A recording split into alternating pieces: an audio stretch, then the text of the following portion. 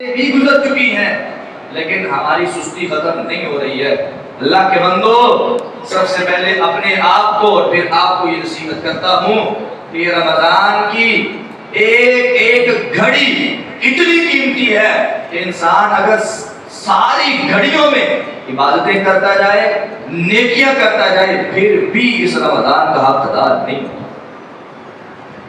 لیکن ہماری سستیاں ختم نہیں ہو رہی۔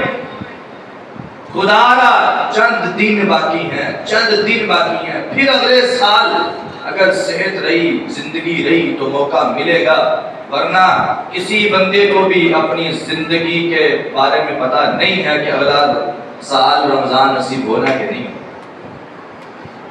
کتنے ہی ایسے لوگ ہیں آپ کے ساتھ بھی چلنے پھرنے والے ہوں گے، مسجد میں آنے والے ہوں گے، آپ کے ساتھ ایک صف میں نماز پڑھنے والے ہوں گے جو پچھلے سال تھے اور اس سال نہیں، جو یہ سوچ کے بیٹھے تھے کہ چلو اگلے رمضان کر لیں گے، جو یہ سوچ کے بیٹھے تھے کہ چلو آج کا دن گزر گیا کل کر لیں گے، یہ آج کا دن گزرنا یا نہیں گزرنا، کل آنی یا نہیں آنی، یہ فیصلہ اللہ نے کرنا ہے، میرے اوپر فیصلہ نہیں۔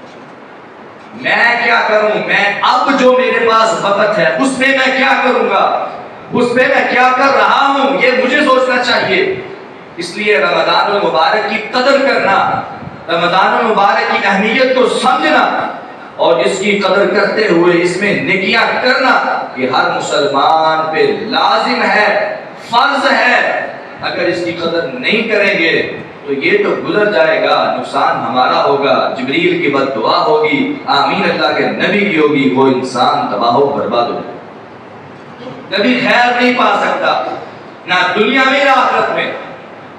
اس لیے ہم سب کو سب سے پہلے تو اس بات کی فکر کرنی چاہیے اور ابھی سے یہ عہد کرنا چاہیے کہ یا رب جو دن گزر چکے، جو راتیں گزر چکی، جو کمیاں کوتاہیاں ہو گئیں، ہم اس کی معافی مانگتے ہیں، اور آئندہ جو طاق راتیں باقی ہیں، جو رمضان کے دن باقی ہیں، ہم اللہ تو سے عہد کرتے ہیں کہ ہم اپنی استطاعت کے مطابق زیادہ سے زیادہ نیکیاں کرنے کی کوشش کریں گے اور گناہوں کی معافی تجھ سے لے کے چھوڑیں گے، گناہوں کی معافی لے کے چھوڑنی ہے، اس کے بغیر گزارا نہیں ہے۔ رمضان میں جب انسان نے کسی بندے سے کوئی چیز لینی ہو نا تو انسان لے کے چھوڑتا ہے۔ اگر اس کا اندازہ کرنا ہے تو اس بندے کی حالت پر کیجئے جس نے کسی سے قرض لینا، وہ تب تک اس کی جان نہیں چھوڑتا جب تک قرض واپس نہ لے، اس کی جان پہ بنی رہتی ہے، میرا مال ہے، میرا پیسہ ہے، میں نے واپس لینا ہے، جب تک نہیں لوں گا تب تک جان نہیں چھوڑوں گا۔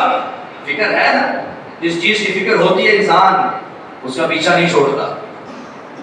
اگر ہمیں اپنی معافی کی فکر ہو تو ہم کبھی اس کا پیچھا نہ چھوڑیں، اگر ہمیں اپنی مغفرت کی فکر ہو، اللہ تعالیٰ سے معافی لینے کی فکر ہو، ہم کبھی بھی آرام سے نہیں بیٹھیں گے، سکون سے نہیں بیٹھیں گے۔ فجر کا وقت ہے تو یاد آ گیا گناہوں کی معافی لینی ہے، شروع ہو گیا دعا کرنے اور کرتا رہا یہاں تک کہ کرتے کرتے تھک گیا، پھر دعا چھوڑ دی، زور کا وقت ہوا پھر یاد آ گیا اوہ میں نے تو گناہوں کی معافی مانگنی ہے، پھر دعا کرنے شروع ہو گیا، پھر دعا کرتا رہا، تھک گیا، پھر عصر کا وقت آیا، پھر اس کے دل میں خیال آیا اوہ میرے تو گناہ اتنے ہیں، میں تو معافی لینا چاہتا تھا، میں تو ابھی بھی سستی کا شکار ہوں، معافی کیوں نہیں لے رہا۔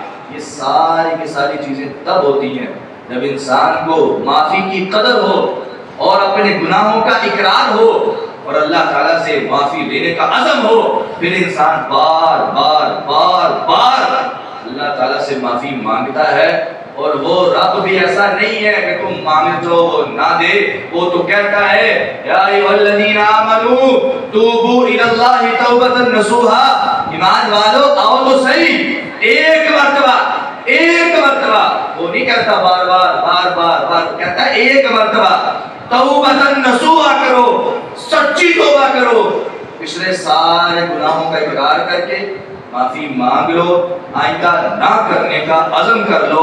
میں رب وعدہ کرتا ہوں گناہ صرف معاف نہیں کروں گا بلکہ پچھلے سارے گناہوں کو نیکیوں میں تبدیل کروں گا۔ یہ تو میرے رب کا وعدہ ہے، قرآن میں وعدہ کرتا ہے۔ تو قرآن کے اندر اگر اللہ کا یہ وعدہ موجود ہے تو ہمیں اپنے رب پر یقین ہے۔ ان اللہ لا یخلف المیعاد۔ دنیا دار لوگ تو وعدہ خلافی کر سکتے ہیں، میں اور آپ وعدہ خلافی کر سکتے ہیں، لیکن میرا رب کبھی بھی وعدے کی خلاف ورزی نہیں کرتا، کبھی وعدے کی خلاف ورزی نہیں کرتا۔ اس لیے ہمیں سب سے پہلے اس بات کی فکر اپنے دل میں رکھنی ہے کہ رمضان کے جو دن باقی ہیں ان میں ہم نے مزید کوشش کے ساتھ، مزید محنت کے ساتھ، لگن کے ساتھ نیکیاں کرنی ہے اور لیلۃ القدر کو تلاش کرنا ہے، اس کی عبادت کرنی ہے۔ لیلۃ القدر کی عبادت 1000 مہینوں سے بہتر ہے، یعنی یہ قرآن کا فیصلہ ہے۔ 1000 مہینے جتنی عبادت نہیں کہا، یہ نہیں کہا کہ جو بندہ لیلۃ القدر کی عبادت کرے گا اس کی عبادت کا ثواب 1000 مہینوں کی عبادت کی طرح ہے، یہ نہیں کہا، بلکہ اس کی فضیلت کو بڑھانے کے لیے یہ بات کہی کہ ایک بندہ 1000 مہینے عبادت کرتا رہے، 80-90 سال لگاتار سجدے میں پڑا رہے، ایک سیکنڈ بھی سجدے سے نہ اٹھے، وہ بندہ ایک سائیڈ پہ، اور ایک بندے نے صرف لیلۃ القدر کی عبادت کی ہے، ایک رات کی عبادت کی ہے، صرف اللہ کو راضی کرنے کے لیے۔ میرا رب کہتا ہے، قرآن میں کہتا ہے کہ لیلۃ القدر ایک رات کی عبادت وہ 1000 مہینوں کی عبادت سے بھی بہتر، 1000 مہینوں کی عبادت سے بھی بہتر۔ یہ میرے رب کا فیصلہ۔ تو ہم نے لیلۃ القدر کو تلاش کرنا ہے۔ 25 میں 27 میں 29 میں 21 اور 23 تو گزر چکی، 25 27 اور 29 میں ہم نے تلاش کرنا ہے، عبادت کرنی ہے، زیادہ سے زیادہ کرنی ہے، اور اللہ سے یہ دعا کرنی ہے کہ یا رب جتنی بھی ہم نیکیاں کریں، حسنات کریں، اپنی بارگاہ میں قبول و منظور فرما، اور اللہ ہمیں صرف اپنی رضا کی خاطر عبادات کرنے کی توفیق عطا فرما۔ آج کا جو ہمارا مین موضوع ہے نبی مکرم صلی اللہ علیہ وسلم کی اسوہ حسنہ میں سے ایک چیز کے حوالے سے ہے، اور وہ ہے اللہ کے نبی صلی اللہ علیہ وسلم کا رمضان کا احترام کرنا، رمضان کی خاص عبادات۔ نبی مکرم علیہ السلام کے بارے میں سیدہ عائشہ صدیقہ رضی اللہ عنہا فرماتی ہیں، کان رسول اللہ اجود الناس واجود ما یکون فی رمضان۔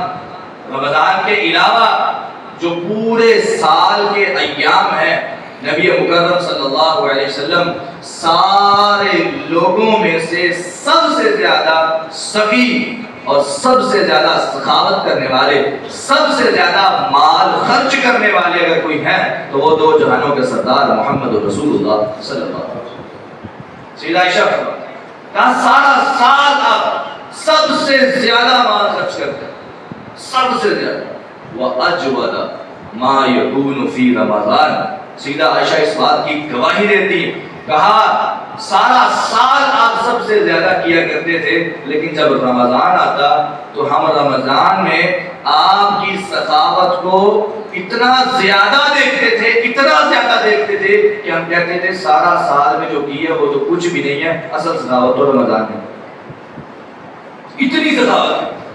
وَأَجْوَدَ مَا يَكُونُ فِي رَمَضَانَ۔ اور پھر یہاں تک بات کہی، کہا فَلَرَسُولُ اللَّهِ أَجْوَدُ بِالْخَيْرِ مِنَ الرِّيحِ الْمُرْسَلَةِ۔ کہا تیز آندھی آتی ہے نا، تو تیز آندھی جب آتی ہے تو ہر چیز کو ختم کر کے وہ ہر چیز تک پہنچ جاتی ہے، گھروں کے اندر بھی پہنچ جاتی ہے، اتنی تیز آندھی۔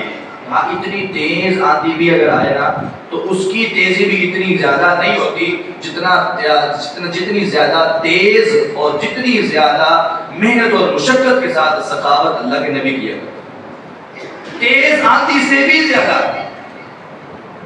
یہ بڑی مبالغہ آرائی والی بات ہے کہ اتنی تیز سخاوت نبی مکرم صلی اللہ علیہ وسلم کیا کرتے تھے۔ بات سمجھانا مقصود ہے کہ نبی مکرم صلی اللہ علیہ وسلم، اچھا یہ بات بھی سمجھے کہ اللہ کے نبی صلی اللہ علیہ وسلم نے ساری زندگی کبھی زکوٰۃ نہیں دی، زکوٰۃ آپ نے نہیں دی کبھی، پتہ ہے آپ کو، حالانکہ زکوٰۃ اسلام کا ایک اہم رکن ہے، زکوٰۃ کیوں نہیں دی؟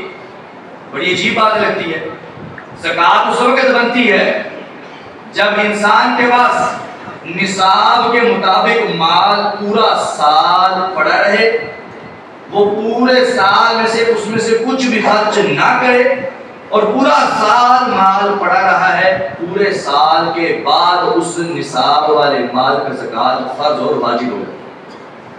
لیکن پیارے پیغمبر جناب محمد رسول اللہ صلی اللہ علیہ وسلم نے کبھی اتنا مال جمع کیے ہی نہیں، کبھی اتنا مال جمع کیا ہی نہیں ہے کہ آپ کو زکات دینی پڑے. نعوذ باللہ یہ نہیں کہا جا سکتا کہ زکات سے بچنے کے لیے، بلکہ کیا کرتے تھے اللہ کے نبی علیہ السلام. اللہ کے نبی صلی اللہ علیہ وسلم کے بارے میں سیدہ عائشہ فرماتی ہیں، صحیح بخاری کی روایت ہے، کہا 60 دن تک ہمارے گھر میں چولہا نہیں جلتا تھا.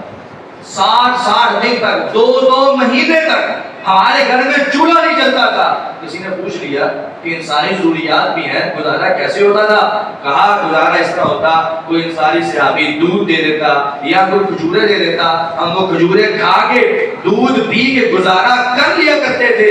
لیکن جتنا بھی مال اللہ کے نبی کے پاس ہوتا، آپ سارے کا سارا اللہ کی راہ میں صدقہ کر دیا. اللہ کی راہ میں. ایک مرتبہ ایک عجیب واقعہ ہوا.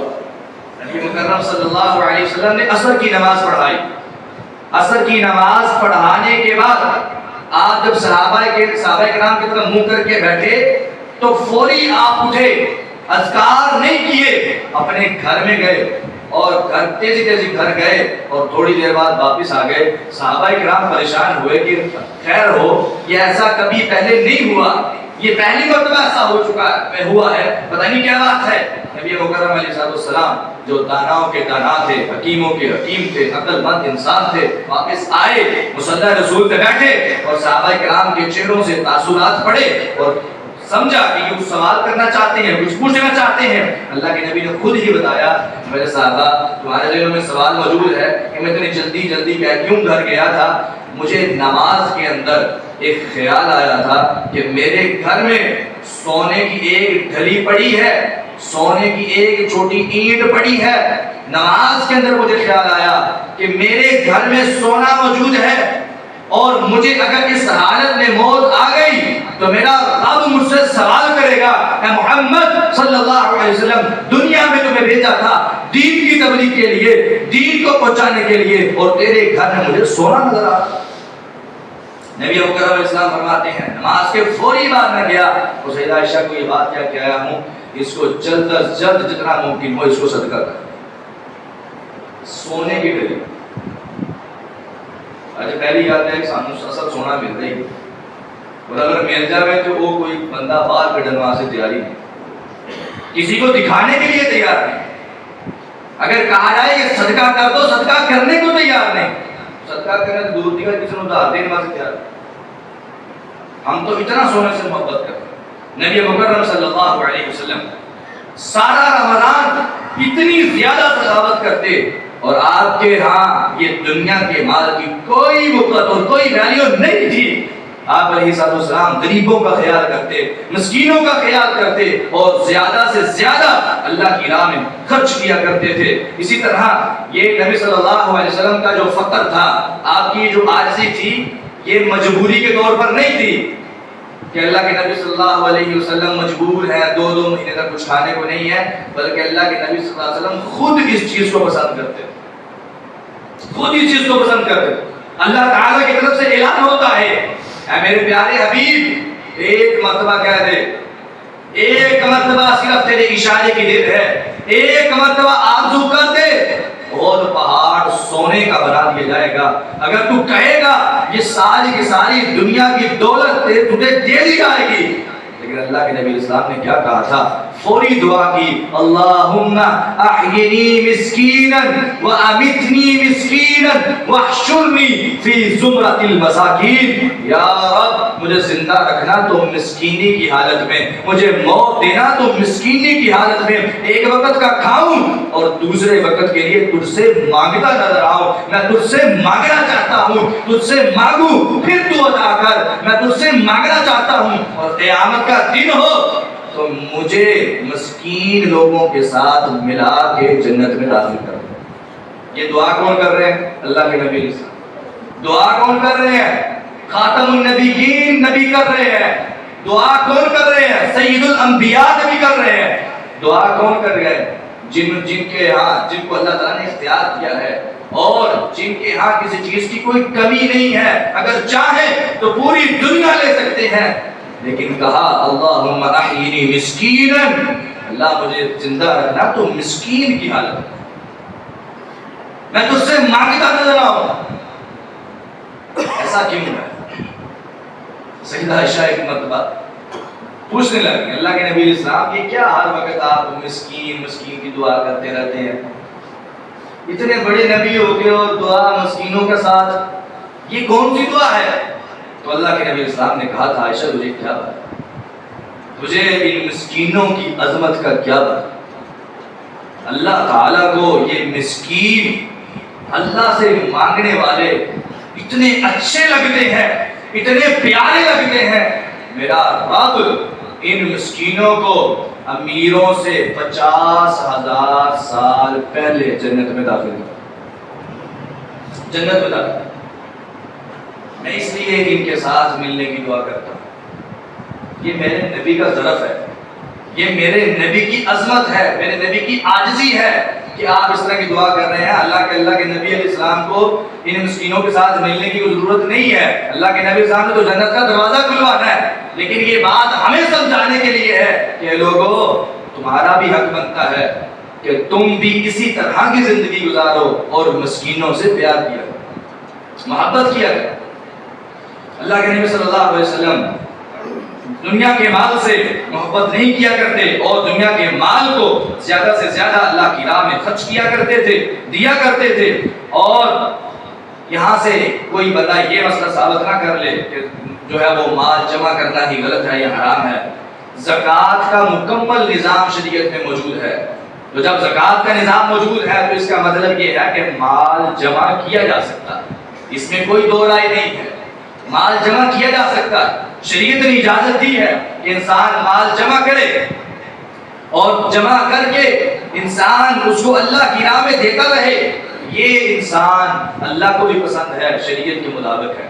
لیکن جو زکوٰۃ نہیں دیتا، مال جمع کرتا رہتا ہے اللہ کی راہ میں نہیں دیتا، پڑھیے 30واں پارہ سورہ ہمزہ، اللہ کہتے ہیں وَيْلٌ لِكُلِّ هُمَزَةٍ لُمَزَةٍ الَّذِي جَمَعَ مَالًا وَعَدَّدَهُ، کہا وہ شخص جو جمع کرتا رہتا ہے مال اور گن گن کے رکھتا ہے، اللہ کی راہ میں نہیں دیتا، زکوٰۃ نہیں دیتا، گن گن کے مال رکھتا ہے، جمع کرتا ہے، اس کے لیے ویل ہے، ہلاکت ہے۔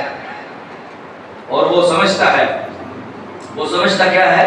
الذی جمع مالا معددا یحسب ان مالہ اخلدا، وہ سمجھتا ہے کہ اس کا مال اس کو ہمیشہ دنیا میں رکھے گا اور اس کا مال اس کے ساتھ ہمیشہ رہے گا۔ وہ سمجھتا ہے کہ مجھے آج دنیا میں عزت ملی ہے میرے مال کی وجہ سے ہے، وہ سمجھتا ہے کہ جب تک مال رہے گا میں عزت دار رہوں گا، وہ سمجھتا ہے کہ جب تک مال رہے گا میں دنیا میں ہمیشہ باعزت رہوں گا، ہمیشہ وسعت والا رہوں گا۔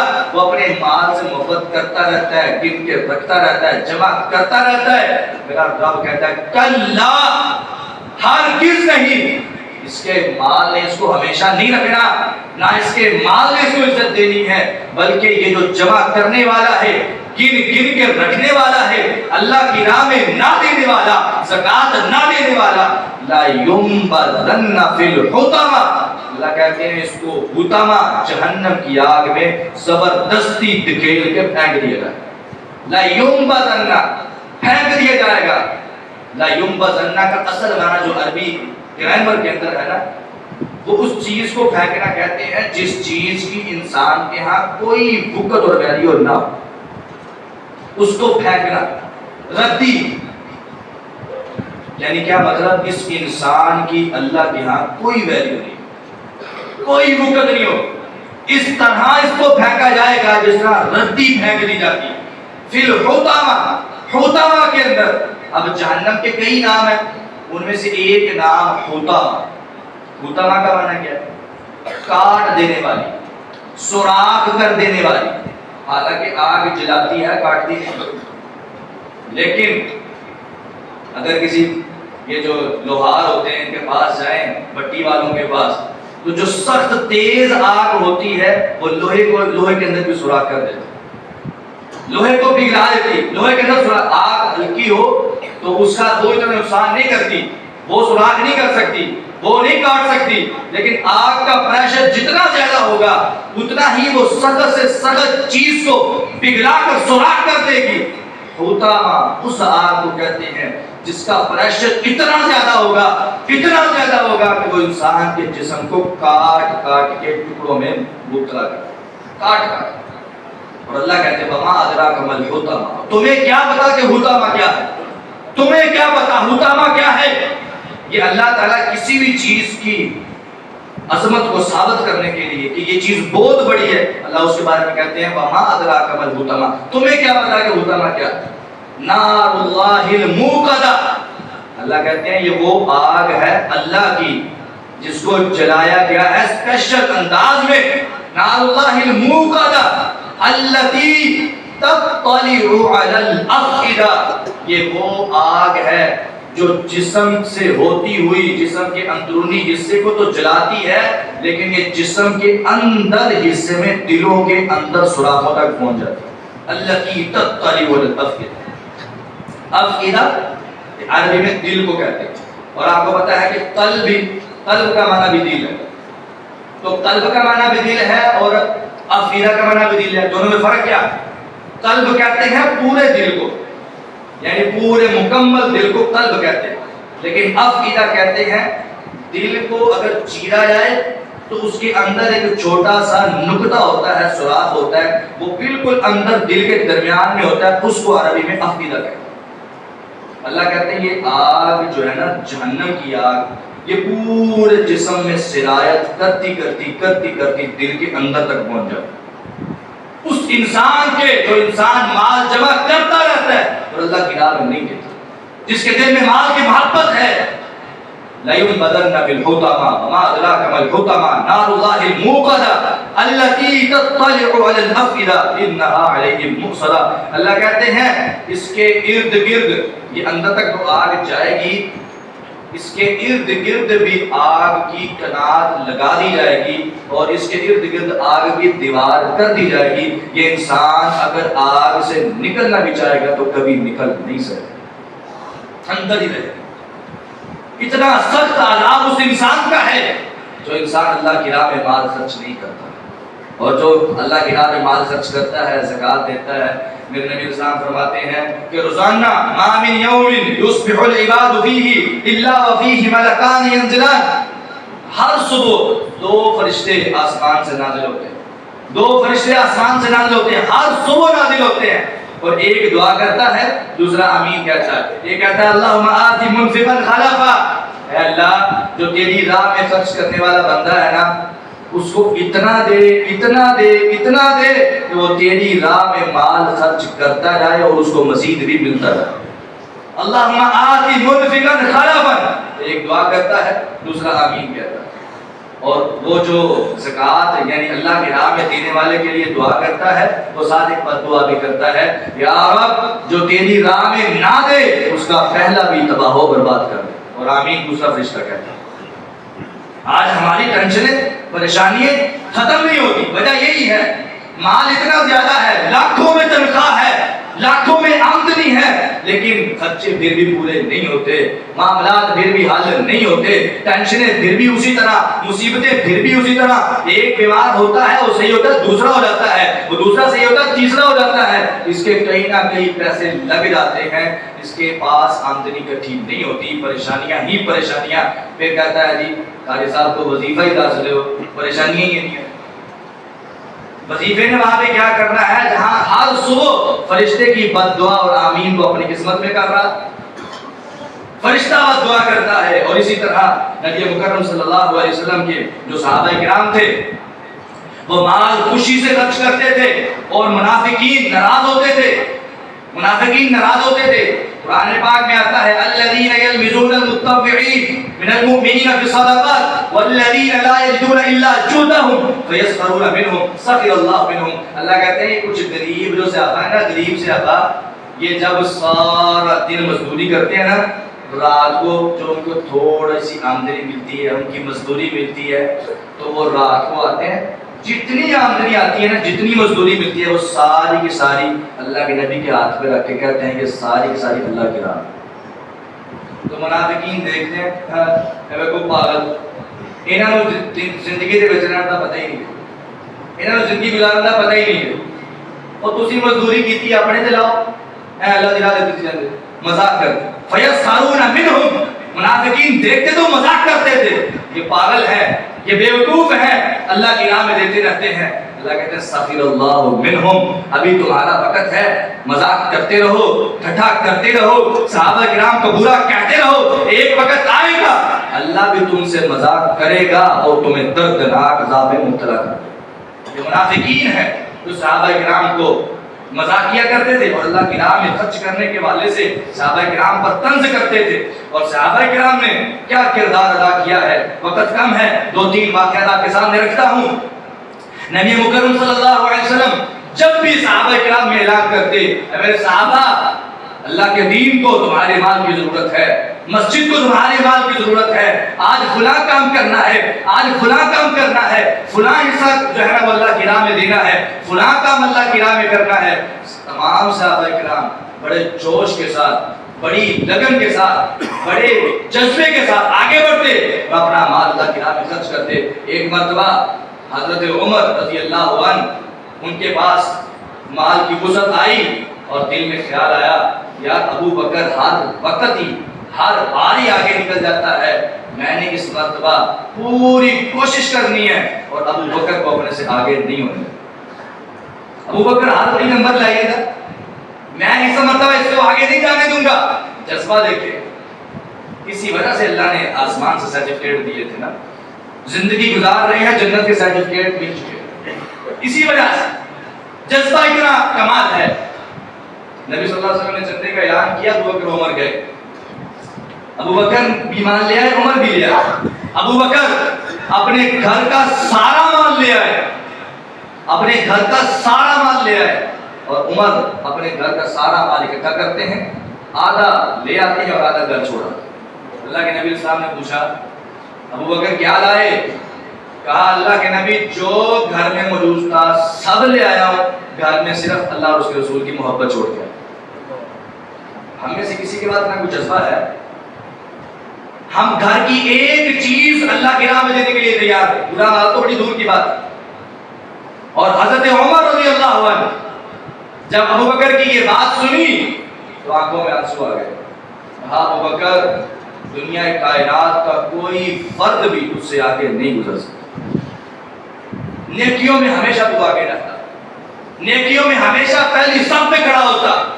میں نے بڑی کوشش کی تھی کہ آج میرے پاس موقع تھا تو اس سے آگے نکلنے کا, لیکن میں نے اپنے جذبے کے مطابق میں نے بہت بڑی قربانی دی ہے کہ گھر کا آدھا مال میں لے آیا ہوں, لیکن تو مجھ سے بھی آگے.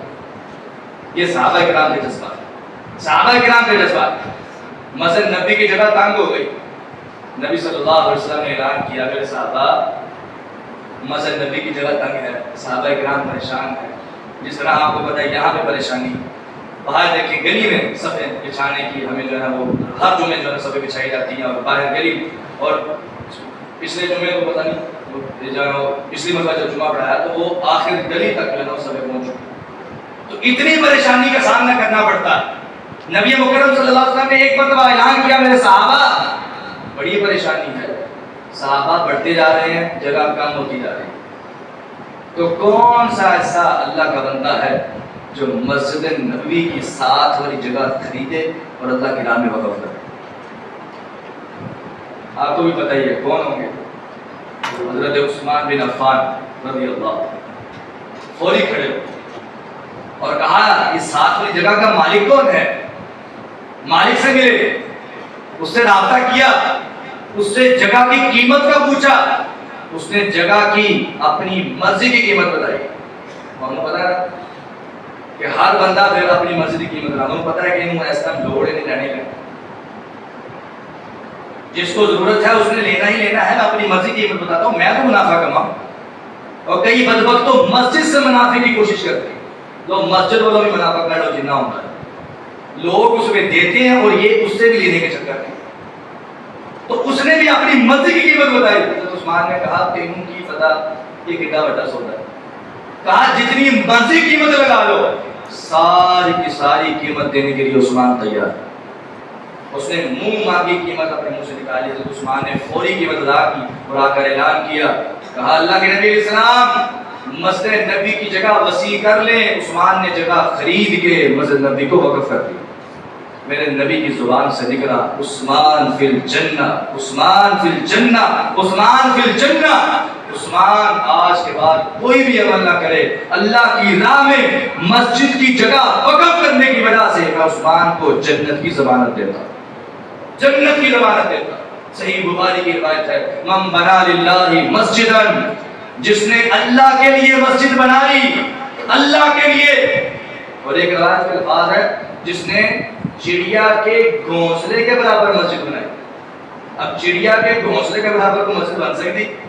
مراد یہ ہے کہ جس نے تھوڑا سا حصہ ڈال دیا، مسجد بن رہی ہے، اس نے دیکھا مسجد بن رہی ہے، مسجد کے لیے جگہ خریدنی ہے، مسجد کے معاملات ہیں، کام ہو رہا ہے، وہ سارا کچھ دیکھ رہا ہے، اور دیکھتے دیکھتے اس کے دل میں خیال آتا ہے یار میں بھی اپنا حصہ ڈال دوں، ہو سکتا ہے اسی وجہ سے اللہ مجھے معاف کر دے، اسی وجہ سے میرے گناہ معاف ہو جائیں، اسی وجہ سے میرے درجات بلند ہو جائیں۔ وہ یہ سوچ کے تھوڑا سا حصہ اپنی استطاعت کے مطابق جو ہے وہ اس میں ڈال دیتا ہے، اللہ کی رضا کی خاطر ہو، اللہ کو راضی کرنے کے لیے ہو۔ میرا رب اعلان کرتا ہے بن اللہ لہ بیتا فی الجنہ، اس نے تو اپنی استطاعت کے مطابق حصہ ڈالا تھا، لیکن مقصد اللہ کو راضی کرنا تھا۔ میرے رب نے آسمانوں سے اعلان کیا، اے میری رضا میں مال خرچ کرنے والے، آج تم نے 10 روپے دیے یا 100 روپیہ دیا یا 1000 روپیہ دیا، صرف میری رضا کی خاطر تو نے اپنی استطاعت کے مطابق کیا،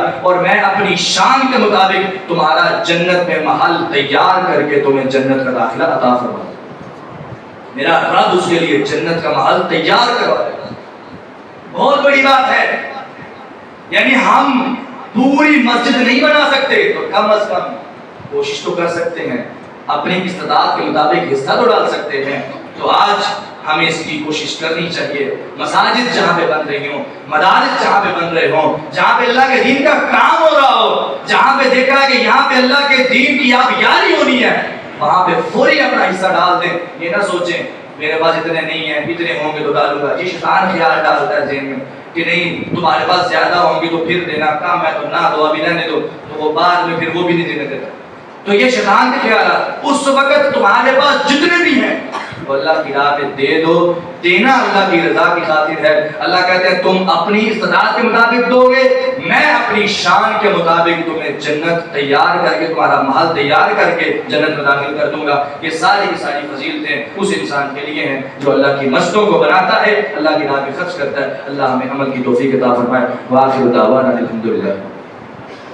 ان الحمد لله نحمده ونستعينه ونستغفره ونعوذ بالله من شرور انفسنا ومن سيئات اعمالنا، من يهده الله فلا مضل له ومن يضلل فلا هادي له، واشهد ان لا اله الا الله وحده لا شريك له، واشهد ان محمدا عبده ورسوله.